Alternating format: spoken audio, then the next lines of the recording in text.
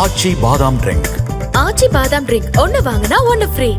தம்பி இந்த ஹோட்டல்ல நான் ஃபிக்ஸ் பண்ணிட்டேன் தம்பி, இந்த ரியல் எஸ்டேட் ப்ராஜெக்ட் வந்து யார் இந்த தம்பி அப்படின்னா நீங்க எந்த தம்பிகிட்ட பேசுறீங்க, யார் இந்த தம்பி அப்படின்னு இந்த கேள்விகளுக்கான அத்தனை விடைகளும் வந்து யார்கிட்ட இருக்கு அப்படின்னு பாத்தீங்கன்னா விசாகன் இருக்கு. விசாகன் ஐஏஎஸ் கிட்ட இருந்து பறிமுதல் செய்த போனு அந்த வாட்ஸ்அப் சாட்லாம் எடுக்கும்போது அவர் ஒரு தம்பி கிட்ட பேசுறாரு.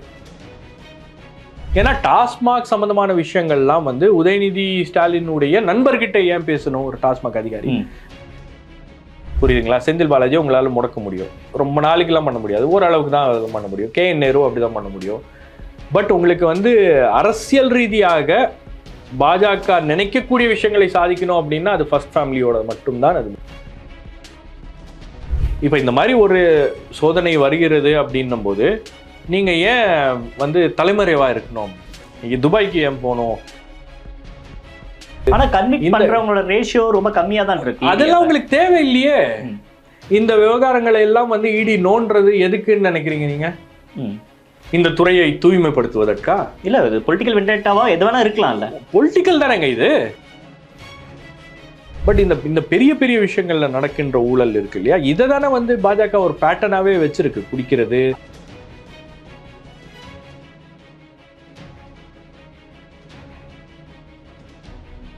தி டிபேட் நேயர்களுக்கு வணக்கம். தமிழ்நாட்டில் பல்வேறு இடங்களில் அமலாக்கத்துறை சோதனை அப்படின்றது நடைபெற்று வருது. குறிப்பாக வந்து டாஸ்மாகோட மேனேஜிங் டைரக்டராக இருக்கக்கூடிய விசாகன் ஐஏஎஸ் வீட்டில் 2வது நாளாக சோதனை அப்படின்றது நடைபெற்று இருக்கு. இதோட பின்னணியெல்லாம் பேசுறதுக்காக மூத்த பத்திரிகையாளர் ஷபீர் அவர்கள் நம்மோடு இணைந்திருக்கிறார். சார் வணக்கம். 2 நாட்களாக அமலாக்கத்துறை சோதனை நடந்ததை நம்ம பார்த்துருப்போம், நிறைய இடங்கள்ல நடக்குது. இதோட பின்னணி என்ன? குறிப்பாக விசாகன் ஐஏஎஸ் டார்கெட் பண்ணப்படுறதுக்கான பின்னணி என்ன? விசாகன் ஐஏஎஸ் டாஸ்மாக்கு அந்த தலைமை பொறுப்பில் இருக்கிறார். ஸோ அவரை டார்கெட் பண்ணுறாங்க அப்படின்றது சொல்கிறத விட டாஸ்மாகில் நடந்திருக்கக்கூடிய பல்வேறு முறைகேடுகளுக்கு அவர் தான் பதில் சொல்லக்கூடிய இடத்துல இருக்கார். அதனால் நீங்கள் அவரை தான் கேள்விகளை கேட்பாங்க, அவர்கிட்ட தான் வந்து பதில்களை பெற முடியும் அப்படின்றது.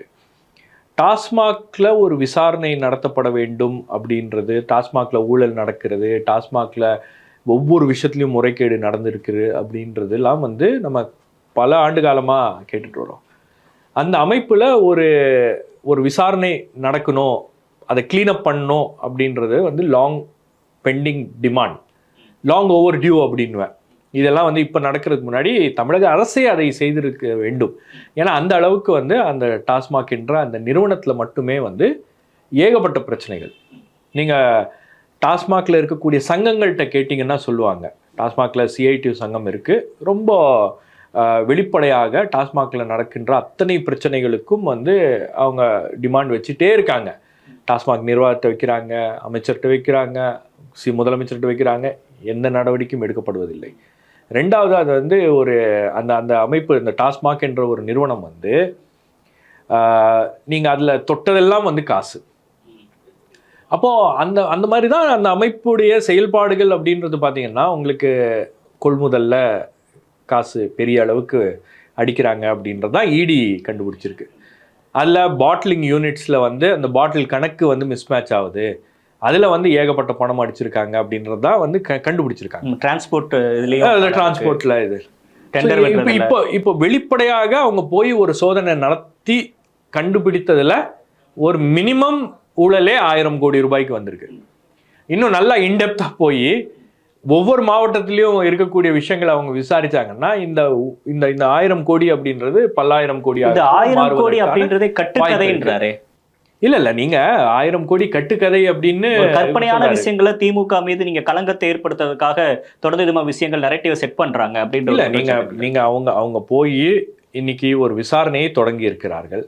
இந்த 1000 கோடி ரூபாய் ஒரு கட்டுக்கதை, 1000 கோடி ரூபாய் ஊழலே அதுல நடக்கல, 1000 கோடி ரூபாய் ஊழல் நடந்ததுக்கான முகாந்தாரமே இல்லை அப்படின்னு தமிழக அரசு வழக்கு போட்டுச்சா ஹைகோர்ட்ல? இல்ல இடி விசாரிக்க கூடாது. இல்ல, தமிழக அரசு வழக்கு இந்த அடிப்படையில் போட்டிருக்கா? இல்ல, இன்னைக்கு அறிக்கை கொடுக்குறாங்க. ஆனா வழக்கு என்னன்னு போட்டாங்க? இடி விசாரிக்க கூடாது, வேறு இடி விசாரணைக்கு வந்து இங்க நடத்தக்கூடாது. இத 3 விதமான வழக்குகளை போட்டாங்க. நீங்க 3 பெட்டிஷன்ஸை ஃபைல் பண்ணாங்க. அதாவது இந்த டாஸ்மாக்ல இடி உள்ள நுழைஞ்சிட்டாங்க அப்படின்னோடனே தமிழக அரசாங்கத்தில் ஒரு பெரிய பதற்றம். ஓகே, பெரிய அளவுக்கு உங்களுக்கு வந்து இதை எதை நோக்கி போய்கொண்டிருக்கிறது அப்படின்றது அவங்களுக்கு நல்லா தெரியும். அப்போ ஒரு பெரிய பதற்றம். ஒரு மீட்டிங்கை போட்டு நாம வந்து லீகலாக இதை சேலஞ்ச் பண்ணுவோம், லீகலாக ஃபைட் பண்ணுவோம் அப்படின்னு முடிவு பண்ணுறாங்க.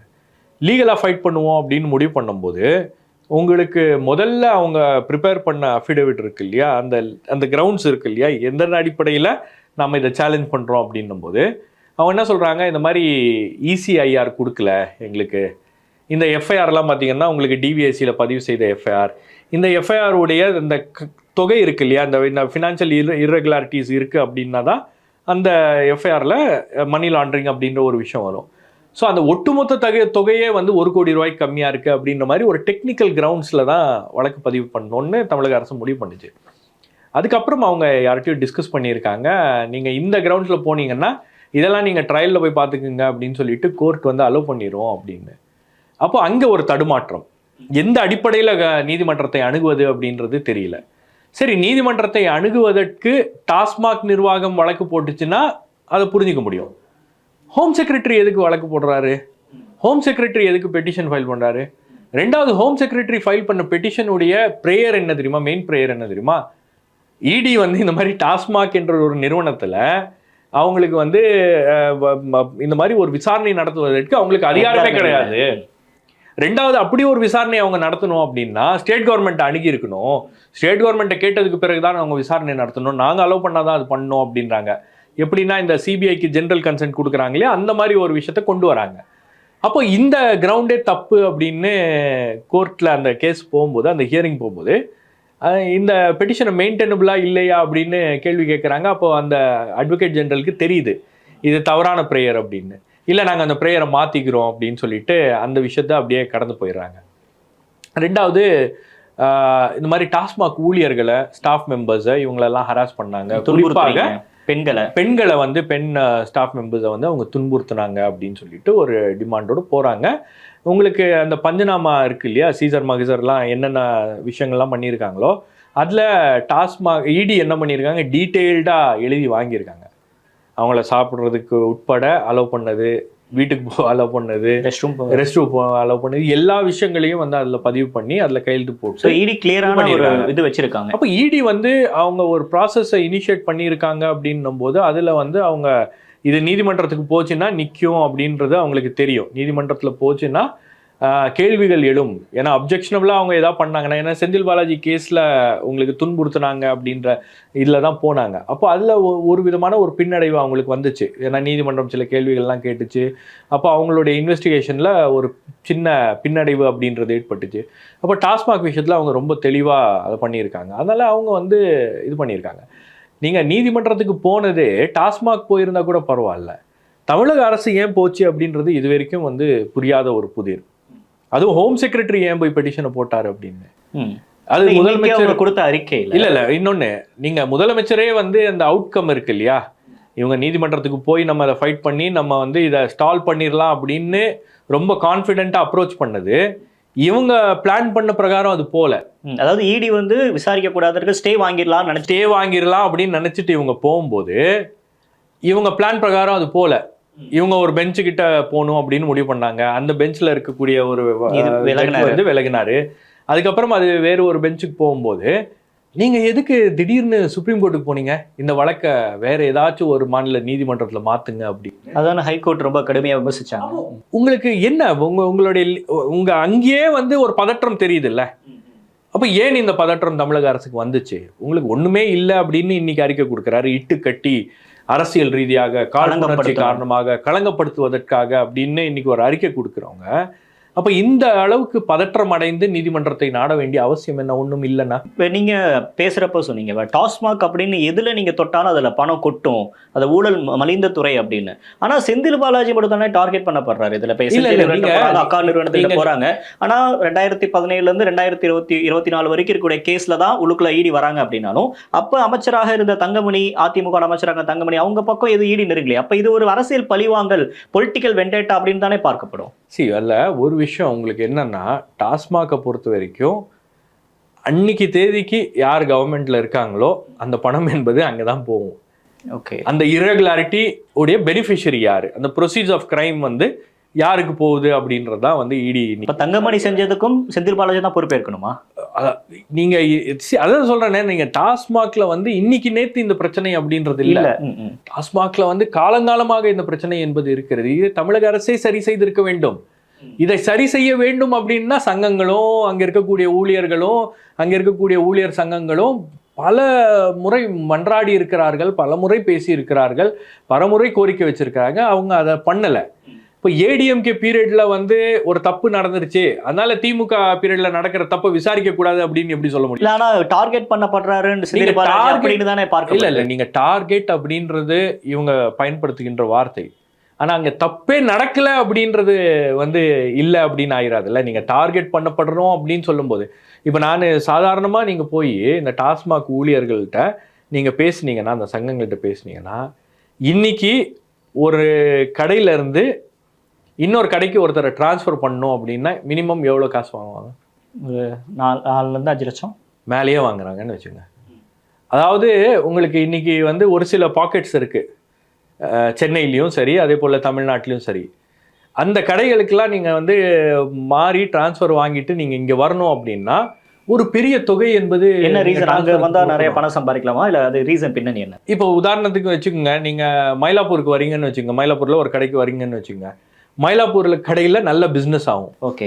ஸோ மயிலாப்பூர் கடையில நல்ல பிசினஸ் ஆச்சுன்னா உங்களுக்கு அங்க அவங்க வந்து சம்பாதிக்கிற அந்த 10 ரூபா இருக்கு இல்லையா, அவங்க எக்ஸ்ட்ராவா கலெக்ட் பண்ற 10 ரூபாயிலேருந்து 30 ரூபா வரைக்கும் கலெக்ட் பண்றாங்க இல்லையா, இந்த தொகையெல்லாம் வந்து பெரிய அளவுக்கு அந்த ஊழியர்களுக்கும் கிடைக்கும்.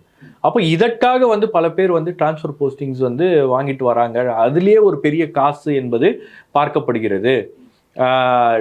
பார் நடத்துறதுக்கு, அதாவது பார்னா அந்த ஸ்நாக்ஸு இதெல்லாம் வந்து விற்கிறதுக்கு இருக்கு இல்லையா, அதுவே வந்து நிறைய டாஸ்மாக் ஊழியர்கள் வந்து அந்த பார் வந்து அவங்க பினாமி பேரில் நடத்திட்டு இருக்காங்க அப்படின்றதும் வந்து இதில் வந்திருக்கு.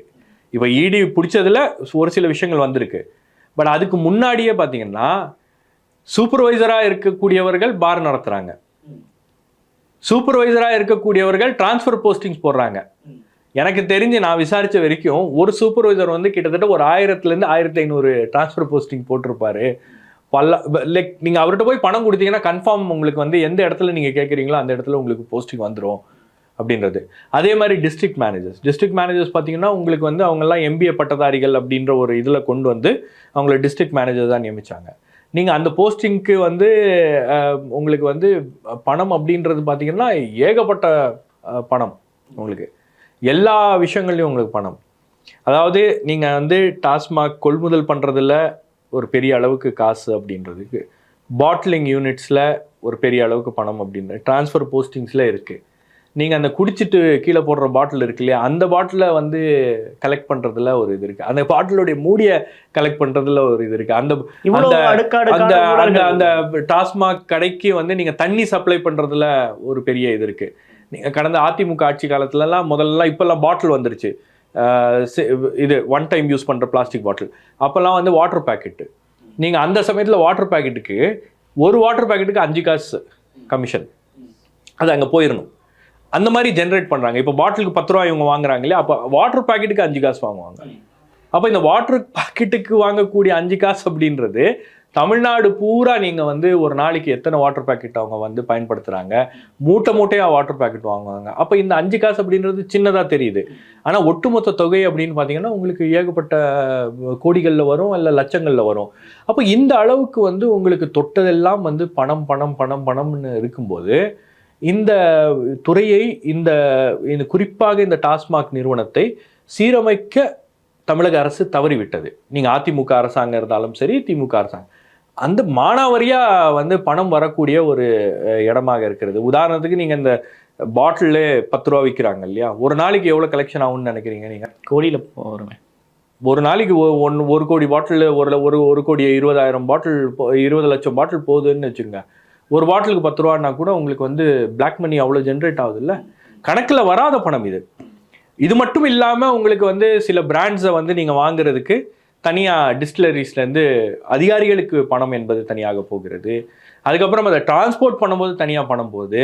அதுக்கப்புறம் ஒவ்வொரு கடையில் கொண்டு வந்து கணக்கிலேயே வராத ஒரு 3-4 டப்பா வச்சுருவாங்க.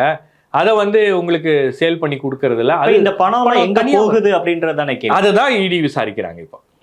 அப்ப இவ்வளவு பணம் வந்து தொட்டதுல எல்லாம் இவ்வளவு பணம் ஜெனரேட் ஆகுது அப்படின்னா இந்த பணம் எங்க போகிறது, இத சேனல் எங்க பண்றாங்க, யார் இந்த பணத்தை கலெக்ட் பண்றாங்க, இந்த பணம் கலெக்ட் பண்ணி நீங்க வச்சிருக்க முடியாது இந்த பணத்தை. அப்ப இந்த பணத்தை எங்க இன்வெஸ்ட் பண்றாங்க, எந்தெந்த வகையில இது இன்வெஸ்ட் செய்யப்படுகிறது, இந்தியாவிலேயே இன்வெஸ்ட் பண்றாங்களா இல்ல இந்தியாவில இருந்து வெளியே கொண்டு போறாங்களா அப்படின்ற விஷயங்கள் எல்லாம் தான் வந்து இடி விசாரிக்க 2 நாளா விசாரிக்கிறாங்க இல்லையா.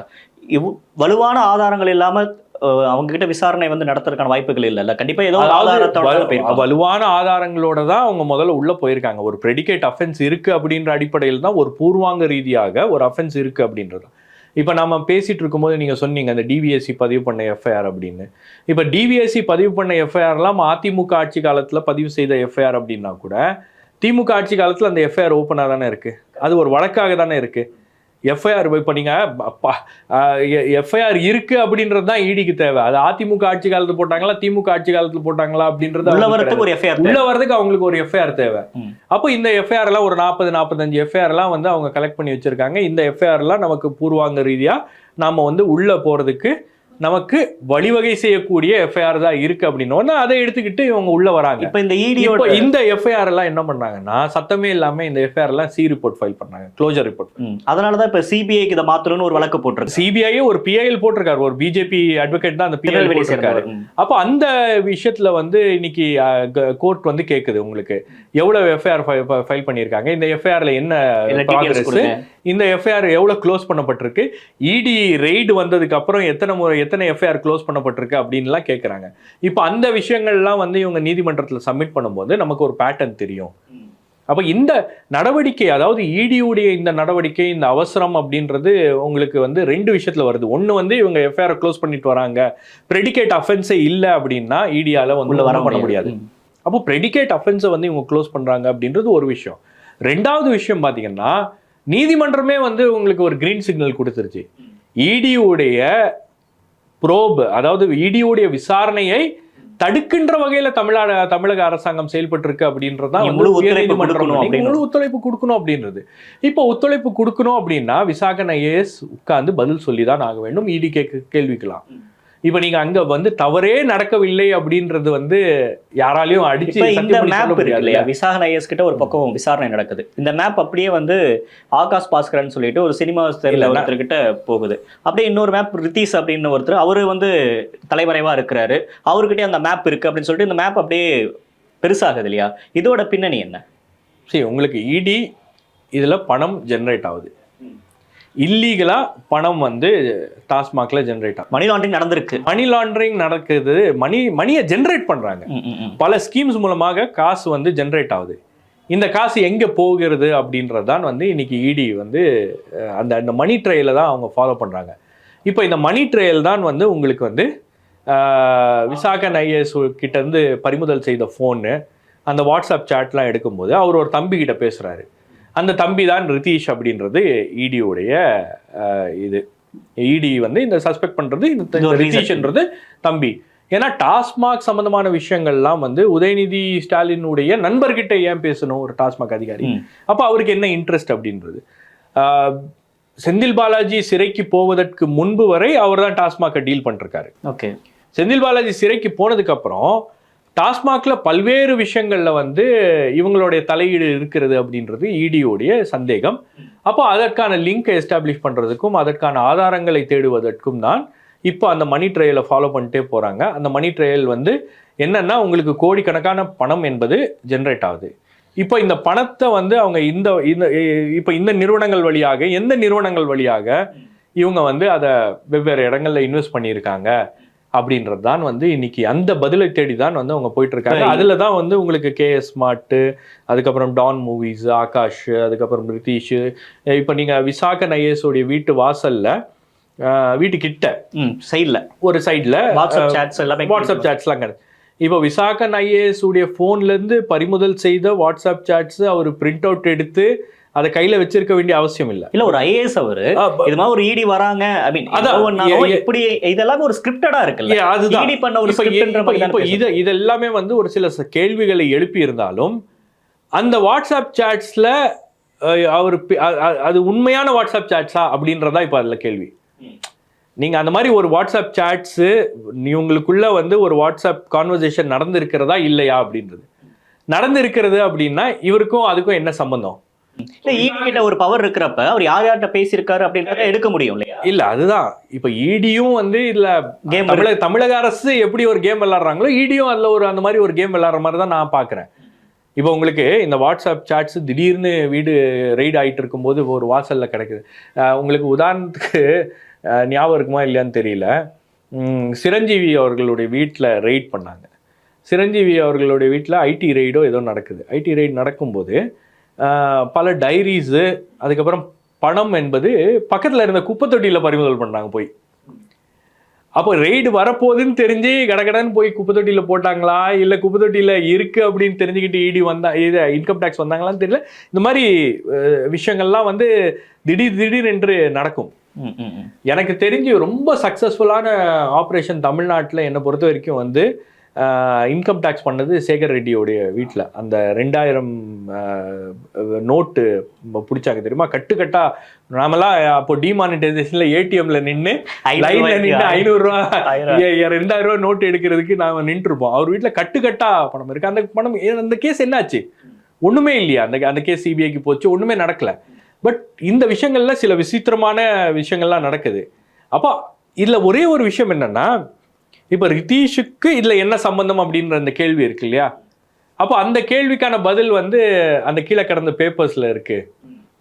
ரிதீஷும் விசாகனும் பேசி கொண்டிருந்தார், ஒருவரோட ஒருவர் அவங்க வந்து சில விஷயங்களை பரிமாறிட்டு இருந்தாங்க. ஒரு சில டெண்டர்ஸை பத்தி அவங்க வந்து பேசுறாங்க. நான் இது சம்பந்தமா வந்து ஹெச்எஸ்ட பேசினேன். ஹெச்எஸ்னா என்ன? Home secretary. அவர் தான் போர்ட் ஆஃப் டைரக்டர்ஸ்ல ஹோம் செக்ரட்டரி தான் முதன்மையானவர். அப்போ அவர்கிட்ட வந்து அப்ரூவல் கேட்கறதுக்காக நான் கேட்டிருக்கேன் அப்படின்னு சொல்லிட்டு சில நிர்வாக ரீதியான விஷயங்கள்லாம் வந்து ரிதீஷ்ட ஏன் சொல்லணும் அப்படின்றது ஒரு கேள்வி. அவருக்கு திமுக பொறுப்புல இருக்காரா ரிதீஷ்? அவர் வந்து துணை முதலமைச்சருடைய நண்பர். திமுக பெரிய பொறுப்புல எதுவும் ரொம்ப ரொம்ப திக் ஃப்ரெண்ட்ஸ் ரொம்ப. பட் திமுக இந்த அபிஷியலான இந்த பொறுப்புலயும் இல்ல. இப்ப ரீதியாக யாரு இந்த தம்பி அப்படின்றத ஒண்ணு ட்ரெண்ட் பண்ணிட்டு இருக்காங்க. ரிதீஷை வந்து கண்டுபிடிக்கணும் அப்படின்னு. இன்கேஸ் நிதிஷ் வந்து இதுல அமலாக்கத்துறை விசாரணைக்குள்ள வராரு அப்படின்னா இந்த கேஸ் இன்னும் சீரியஸான இல்ல வராரு இல்ல ஆல்ரெடி வந்துட்டாரு. பட் இப்ப சிக்கல் இல்ல, அவர் தலைவரையில தான் இருக்காரு. நீங்க அதான் நான் கேட்கிறேன். நான் இப்போ என்ன கேள்வின்னா, டாஸ்மாக்ல ஊழலே இல்லை, இட்டுக்கட்டி ஊழல் நடக்கிறது அப்படின்னு சொல்லிட்டு டார்கெட் பண்ணுறாங்க அப்படின்னா, இப்போ இந்த மாதிரி ஒரு சோதனை வருகிறது அப்படின்னும் போது நீங்கள் ஏன் வந்து தலைமறைவாக இருக்கணும் அப்படின்னு? துபாய்க்கு ஏன் போகணும் அப்படி? இப்போ தகவல் அப்படி தான் வருது, துபாய்க்கு போயிட்டாரு அவர் வந்து. அதாவது இடி வந்து இந்த சீப்ரோஸ் எம்ஆர்சி நகரில் இருக்கக்கூடிய அந்த அந்த அந்த அப்பார்ட்மெண்ட்டுக்குள்ளே நுழைஞ்சு மேலே போய் அந்த அந்த அந்த கன்சர்ன்டு நபர் தங்கி இருக்கக்கூடிய அந்த வீட்டுக்கு போகிறதுக்கு ஒரு 2-3 நிமிஷத்துலேயே வந்து அந்த நபர் அங்கிருந்து வெளியேறி விட்டார். தகவல் போயிருக்கு, தகவல் போயிருக்கா போகலையா அவருக்கு எப்படி தெரிஞ்சு அப்படின்றதெல்லாம் வந்து வேற விஷயம். ஆனால் அவர் ஏன் அங்கிருந்து கிளம்பி போனாரு அப்படின்றது ஒரு கேள்வி. அப்போ அது ஒரு பெரிய சந்தேகத்தை எழுப்புகிறது. ரெண்டாவது, ஆகாஷும் வந்து இல்லை. அவருடைய ஆஃபீஸில் வீடுகளில் இதிலெல்லாம் வந்து சோதனை நடக்கிறது இல்லை. ரெண்டாவது, இந்த ஸ்மார்ட் என்ற நபர், அந்த கேஷவ் அவருடைய நபர் வீட்லேயும் ரெய்டு நடக்குது. அவர் 15 நாட்களுக்கு முன்பு தான் அவருடைய ஃபோனையே மாற்றிருக்காரு. அப்போ இதெல்லாம் வந்து சில விஷயங்களை வந்து என்ன நடக்கிறது அப்படின்றத கேள்விகளை எழுப்பியிருக்கு. அப்போ இதெல்லாம் வந்து ஒரு விதமான சந்தேகங்களை எழுப்பி இருக்கிறது. அப்போ இந்த சந்தேகங்களை எல்லாம் வந்து ஒரு விசாரணை நடத்தினா மட்டும்தான் வந்து இதுலேருந்து இவங்க சம்மந்தப்பட்டிருக்காங்களா இல்லையா அப்படின்றது வரும். பட் இதற்கான கேள்விகளுக்கான இந்த கேள்விகளுக்கான அத்தனை விடைகளும் வந்து யார்கிட்ட இருக்கு அப்படின்னு பார்த்தீங்கன்னா விசாகன்ட்ட இருக்கு.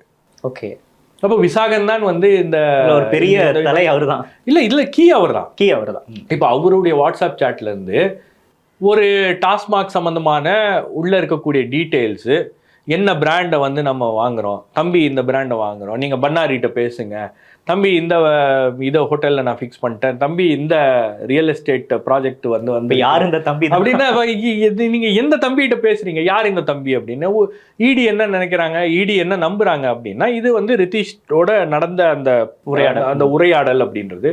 அப்போ இது எந்த அடிப்படையில் இந்த உரையாடல் என்பது நடந்திருக்கிறது, இது என்ன, இதை எப்படி டீகோட் பண்ணுறது, இது என்ன கான்டெக்ஸ்ட்டு அப்படின்றதுக்கான பதில் ஒன்று விசாகன் கொடுக்கணும், இல்லைன்னா ரித்தீஷ் கொடுக்கணும். இப்போ விசாகன் இப்போ வந்து கேள்விகளுக்கு பதில் சொல்லி கொண்டு இருக்கிறார். ரித்தீஷ் வந்து எங்கே இருக்கார் அப்படின்னு தெரியல. அவரை சம்மன் பண்ணுவாங்க. என்னைக்கா இருந்தாலும் அவர் வந்து இந்த கேள்விகளுக்கு பதில் சொல்ல வேண்டிய ஒரு கட்டாயம் என்பது ஏற்படும்.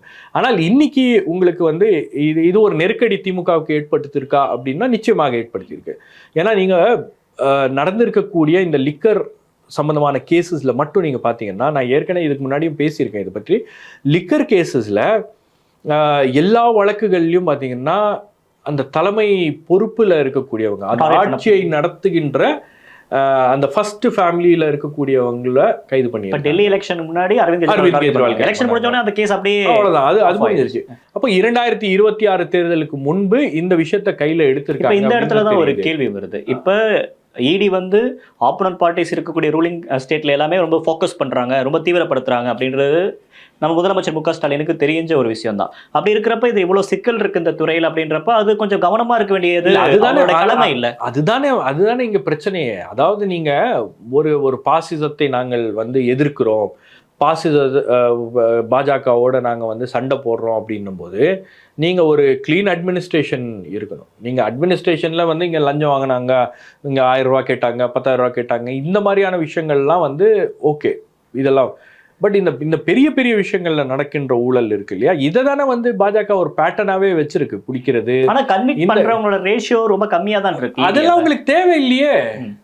அதுவும் வந்து இங்கே வெளிப்பட நான் கேட்குறேன், நான் இடி உள்ள வந்து இந்த விவகாரங்களை எல்லாம் வந்து இடி நோன்றது எதுக்குன்னு நினைக்கிறீங்க நீங்க? இந்த துறையை தூய்மைப்படுத்துவதற்கா? இல்ல இது பொலிட்டிக்கல் வெண்டேட்டாவா எது வேணா இருக்கலாம்ல. பொலிட்டிக்கல் தானேங்க இது, அரசியல் ரீதியாக நடக்கின்ற விஷயங்கள் தான் இது.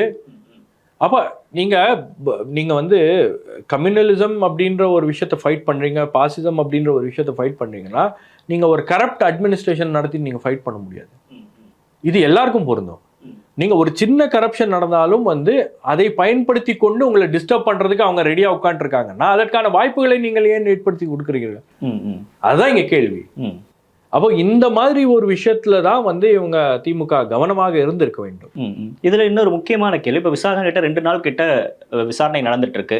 ஒரு பக்கம் ஆகாஷ் பாஸ்கரனுக்கும் சம்மன் அனுப்புறாங்க, ரித்தீஷையும் அவங்க வந்து ட்ரேஸ் பண்ண பாக்குறாங்க. அப்படின்றப்ப திமுக அதுக்கப்புறம் என்ன ஆப்ஷன் இருக்கு? இன்கேஸ் விசாரணை வந்து கைது செய்யப்பட்டதுக்கான வாய்ப்புகள் இருக்கா? உங்களுக்கு வந்து அவரு என்ன சொல்றது, 2-3 முறை அவருக்கு சம்மன் கொடுத்துருக்காங்க. அப்போ ஹைகோர்ட்ல கேஸ் இருந்துச்சுல்ல? இல்லை நீங்கள் வந்து ஃபர்ஸ்ட் ரெய்ட் நடத்தினதுக்கப்புறம் அவருடைய ஃபோனு எல்லாத்தையும் பறிமுதல் பண்ணிட்டாங்க. இப்போ ஃபோன்லாம் பறிமுதல் பண்ணதில் நிறைய விஷயங்கள் வந்து அவருடைய ஃபோன்லேருந்து எடுக்கப்பட்டிருக்கு அப்படின்னும் போது அதை வைத்து தான் அடுத்த கட்ட ப்ராக்ரஸ் அப்படின்றது நடக்கும். இப்போ அந்த ப்ராக்ரஸை வந்து இவங்க எப்படியாச்சும் அதை வந்து ஸ்டால் பண்ணிடலாம், எப்படியாச்சும் அதை வந்து நம்ம முறியடித்து விடலாம் அப்படின்ற ஒரு எண்ணத்தில் தான் இவங்க அப்ரோச் பண்ணாங்க. அது முழுக்க திமுகவுக்கே பேக் ஃபயர் ஆகிருக்கு. நீங்கள் கோர்ட்டுக்கு போனது அப்படின்றது இந்த விஷயத்தை இன்னும் இன்டென்சிஃபை பண்ணியிருக்கு. ஓகே, நீங்கள் ஹைகோர்ட் இந்த கேஸில் விசாரிச்சுட்டு இருக்குங்க. ஹைகோர்ட் மீது எங்களுக்கு நம்பிக்கை இல்லைன்னு தமிழக அரசு போய் சுப்ரீம் கோர்ட்ல கேஸ் போடுது அப்படின்னா, அது கேஸ் வர அன்னைக்கு அதை போடுது அப்படின்னா அது எவ்வளவு பெரிய ஒரு ராங் ஸ்ட்ராட்டஜி. அப்ப நீங்க எந்த விஷயத்த மறைக்கிறதுக்காக நீங்க இதை பண்றீங்க அப்படின்றதான கேள்வி. ஒரு காமன் மேன் நீங்களும் நானுங்க இன்னைக்கு அறிக்கை கொடுக்குறீங்கல்ல, ஊழல் இல்லை, ஒண்ணுமே இல்லை, இட்டுக்கட்டி பண்றாங்க அப்படின்னு. அப்ப நீங்க ஏன் இந்த வழக்கை வந்து நீதிமன்றத்துல இருந்து மாத்தணும் அப்படின்னு சொல்லிட்டு வேறு ஒரு நீதிமன்றத்துக்கு, வேறு ஒரு மாநிலத்துக்கு மாத்துங்க அப்படின்னு ஒரு வினோதமான ஒரு பெட்டிஷனை நீங்க கொண்டு போய் போடுறது வந்து என்ன அர்த்தம் இருக்குல்ல? அப்போ எந்த இடத்துல வந்து நீங்க ஏதோ ஒரு விஷயத்துக்காக ஏதோ ஒரு விஷயத்த மறைக்கிறதுக்கு தான் நீங்க பதற்றப்படுறீங்க அப்படின்றது தெரியுதுல்ல. டாஸ்மாக்ல கை வச்சா அது எங்க போய் முடியும் அப்படின்றது உங்களுக்கு வேணா எனக்கு வேணா தெரிஞ்சிருக்காது. இடிக்கு ஓரளவுக்கு தெரிஞ்சிருக்கும்னு நினைக்கிறேன். ஈவன் கவர்மெண்ட்டுக்கு முழுசா தெரியும் அது எங்க வரும் அப்படின்றது. பல மாநிலங்கள் அதுக்கான சாட்சிகள் இருக்கு. பல மாநிலங்கள்ல முன்னுதாரணங்கள் இருக்கிறது. நீங்க டெல்லி சொன்னீங்க, டெல்லி ஹேமந்த் சோரேன், அதே போல சத்தீஸ்கர் பிடிச்சிருக்காங்க, அதுக்கப்புறம் தெலுங்கானால கவிதா. நீங்க தெலுங்கானா கேஸ்லாம் பாத்தீங்கன்னா அதுல இதுவே கிடையாது, எவிடன்ஸே பெரிய அளவுக்கு கிடையாது, ரெக்கார்டே கிடையாது. நீங்க டெல்லி கேஸ் எடுத்துங்க. டெல்லி கேஸ்ல அரவிந்த் கெஜ்ரிவாலுக்கு எதிராக ஒரு மிகப்பெரிய ஊழல்ல அரவிந்த் கெஜ்ரிவால் கைது செய்யப்பட்டிருக்காரு அப்படின்னா அதுல வந்திருக்கக்கூடிய டாக்குமெண்ட்ஸ், அது இது ரெய்ட்லாம் நடத்தி எவ்வளவு டாக்குமெண்ட்ஸ் இருந்திருக்கும். அதெல்லாம் ஒரு டாக்குமெண்ட் நீங்க பாத்தீங்களா ஏதாச்சும்? எதுவுமே வரல. ஆனா எல்லாம் இதுக்கு கிளைம் முன்னாடி பண்ணல. வரைக்கும் விசாரணைகள் எல்லாமே டார்கெட் செந்தில் பாலாஜி நோக்கி இருந்ததுதான் நம்ம அப்படி அந்த மூவ்ஸ் அப்படி இருந்துச்சு. நீங்க ஆனா இதுல டார்கெட் உதயநிதி அப்படின்ற மாதிரி இல்ல, நகரல. நீங்க ஒரு விஷயத்தை புரிஞ்சுக்கங்க. அதாவது இது அரசியல் காரணங்களுக்காக செய்யப்படுகிறது அப்படின்றது இதுல இருக்கக்கூடிய அண்டர்லேயிங் அஜெண்டா. இல்ல அடிப்படையாக இருக்கிறது அரசியல். அதுல மாற்று கருத்து அதுல மாற்று கருத்து யாருக்கும். நீங்க இங்க வந்து உள்துறை அமைச்சர் அமித்ஷா கூட்டணி உறுதி செய்யும் போது 39,000 கோடின்ற 1000 கோடின்னு இடி சொல்லுது. இவர் 39,000 கோடின்னு டார்கெட் ஃபிக்ஸ் பண்ணிட்டு போயிட்டாரு. அவர் அப்பவே ஒரு வார்னிங் கொடுத்திருக்காருன்னு நினைக்கிறேன். 39,000 கோடி. டாஸ்மாக் கூடிய ஆனுவல் இன்கம் என்ன 40,000 கோடியா? அப்போ 1000 கோடி பிடிச்சிருக்காங்கன்னா மீதி 39,000 கோடி அப்படின்னா அவர் ஏதோ ஒரு கணக்கு போட்டு சொல்லியிருக்காரு. அப்போ எதை நோக்கி இது போகிறது அப்படின்றது தெரியும். நீங்க என்னன்னா செந்தில் பாலாஜியை கைது பண்ணாலோ அல்லது கே.என். நேரு பின்னாடி போனாலோ அல்லது மற்றவர்கள் பின்னாடி போனாலோ இது எல்லாமே வந்து உங்களை வந்து இவங்களெல்லாம் வந்து ஸ்லோ டவுன் பண்ணும் ஒரு சில விஷயங்கள்ல. புரியுதுங்களா? செந்தில் பாலாஜியை உங்களால் முடக்க முடியும், ரொம்ப நாளைக்கெல்லாம் பண்ண முடியாது, ஓரளவுக்கு தான் அதெல்லாம் பண்ண முடியும். கே.என். நேரு அப்படிதான் பண்ண முடியும். பட் உங்களுக்கு வந்து அரசியல் ரீதியாக பாஜக நினைக்கக்கூடிய விஷயங்களை சாதிக்கணும் அப்படின்னா அது ஃபர்ஸ்ட் ஃபேமிலியோட மட்டும்தான். அது குடும்பத்தில் கை வச்சாதான் முடியும். எங்க முடிவுகள் எடுக்கப்படுகிறதோ அங்க வந்து அங்க போய் பேரம் பேசினா தான் அது சரியா வரும். அப்போ அதுக்கு அவங்களுக்கு வந்து சில விஷயங்கள் தேவைப்படுகிறது. அதிமுக கூட்டணி எப்படி உருவாச்சு? மிதுன் பழனிசாமிக்கு நெருக்கடி தான். ஒரு ஐடி ரைடு. அந்த ஐடி ரைடில் கிடைத்த விஷயங்கள், அந்த தகவல்களை வைத்து சில விஷயங்களை எடுத்து ஒரு ஃபைலை போடுறாங்க, கூட்டணி உறுதியாகிறது. அந்த மாதிரி வந்து உங்களுக்கு வந்து பேசுவதற்கும் செய்வதற்கும் உங்களுக்கு வந்து இங்கே வந்து ஒரு ஒரு விஷயத்தை தேடுறாங்க. அந்த அந்த அந்த தேடல் அப்படின்றது பார்த்தீங்கன்னா உங்களுக்கு வந்து இப்போ ஓரளவுக்கு அந்த பேட்டர்ன் அந்த விஷயங்கள்லாம் வந்து இவங்க கண்டுபிடிச்சிட்டாங்க அப்படின்ற மாதிரி தான் தெரியுது. ஏன்னா இவங்க வந்து டார்கெட் பண்ணியிருக்கக்கூடிய நபர்கள் தீவிரப்படுத்த வேண்டிய தேவை இல்லை. இவ்வளவு தீவிரமாக அவர்கள் செய்வது அப்படின்றது, ஏன்னா அங்க ஒரு அவசரம் என்பது இருக்கிறது. அப்போ இதுல வந்து இந்த நபர்கள்லாம் வந்து அவங்க ஐடென்டிஃபை பண்ணி அந்த நபர்கள் பின்னாடி அவங்க போறாங்க இல்லையா, அந்த நபர்கள்லாம் எங்க கொண்டு போய் அந்த லிங்க் கொண்டு வந்து அது ஃபர்ஸ்ட் ஃபேமிலி கிட்ட தான் போகுது அப்படின்றது ரொம்ப கிளியரா தெரியுது. இது திமுக எப்படி கையாள போகிறது அப்படின்றது ஒரு மிகப்பெரிய சேலஞ்ச். என்ன பண்றாங்க அப்படின்னு நம்ம பார்ப்போம். நிறைய விஷயங்கள் பகிர்ந்துக்கிட்டீங்க. உங்க நேரத்திற்கும் கருத்துக்கும் நன்றி. தேங்க்யூ.